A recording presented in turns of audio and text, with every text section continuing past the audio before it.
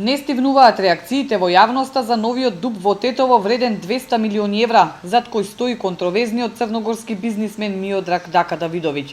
Од Сдруженијето Екогерила бараат обвинителството итно да започне истрага против општина Тетово и сите вклучени во ова скандалозно пазарење.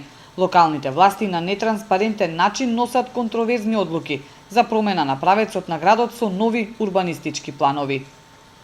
Во ситуација кога градот нема вода за пиење, водоводна мрежа, канализација, паркиралишта, колективни гаражи, булеварди и обиколници, оценуваме дека градот Тетово е многу далеко од инфраструктурниот капацитет за изградба на стамбени и трговски комплекси во внатрешноста на градот.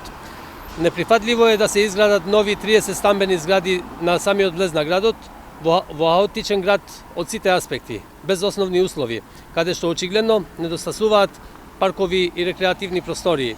И додека се повеќе се зборува и негодува за огромниот комплекс кој треба да никне на просторот на поранешниот гигант Шикиелак, локалните власти една недела молчат за скандалот и покрај упорното инсистирање на одговори, се уште се недостапни за медиумите.